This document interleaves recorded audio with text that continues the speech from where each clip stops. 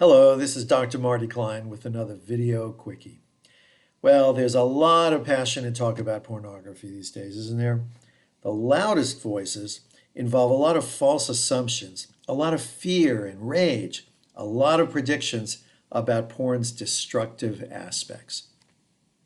On the other hand, some of us insist on looking at the science of it all, exactly how much or how little violence there is in porn, about porn's actual effects on individuals and couples, the neuroscience of arousal and desire, and the nature and range of human sexual fantasy.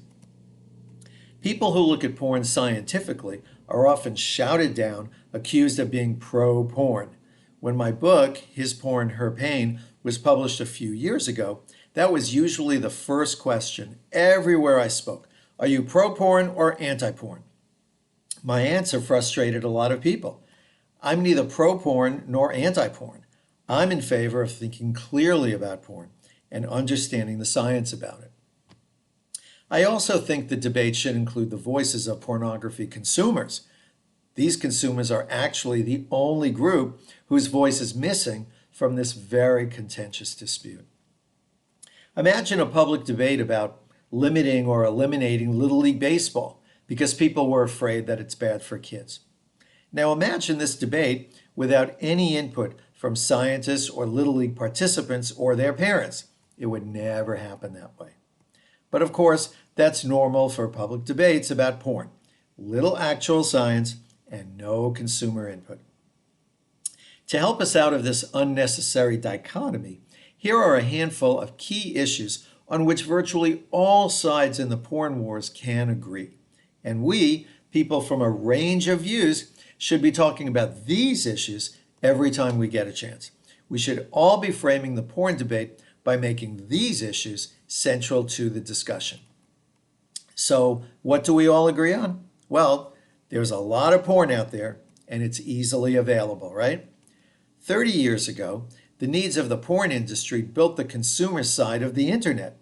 The shopping function, the video synced with audio, the high speeds, because porn was by far the most popular use of the early internet.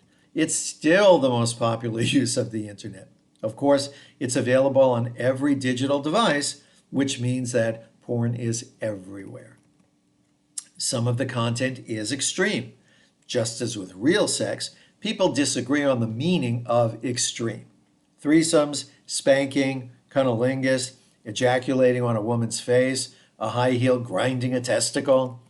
But no matter what standard you use, we can all agree that there's some pretty exotic stuff on internet porn. Some of it is depictions of violence. Most of the exotic stuff involves unusual preferences, some of them physical, others of them psychological. So how much internet porn depicts violence? Well, it's actually a small fraction of all porn sites, because most consumers don't want to watch people being tormented or being gagged or anyone pretending to be in serious pain. But a very small fraction of a very large number is still a big number. There's no need to deny that, just as there's no need to inflate its actual size or popularity. Lots of couples argue about porn-related behavior. As a couples therapist, I know only too well just how many couples quarrel about pornography. They argue about whether porn use is infidelity, whether it makes consumers less interested in their own wife or girlfriend, how much porn use is normal, and whether porn use leads to violence or disrespecting women.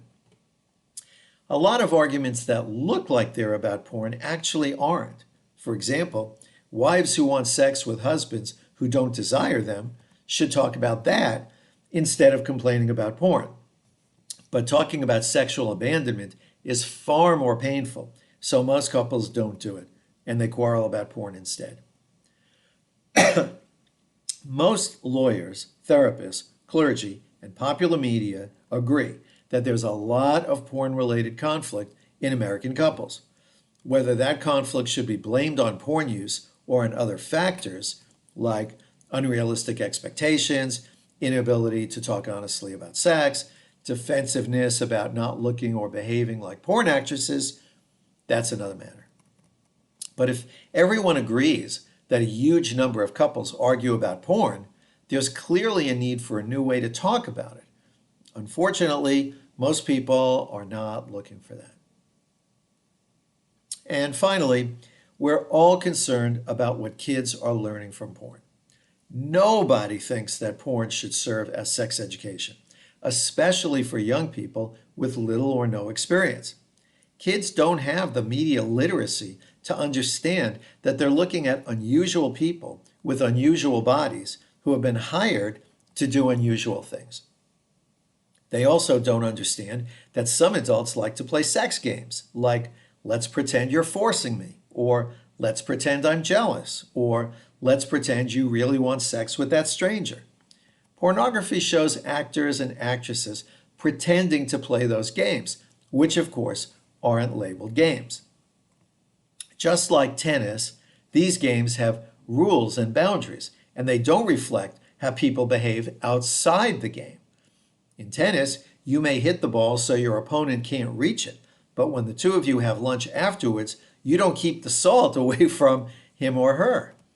While people may disagree about strategies for limiting kids' exposure to pornography, and people may disagree about how kids should learn realistic and important facts about sex, we can all agree that young kids shouldn't be turning to porn to learn about sexuality.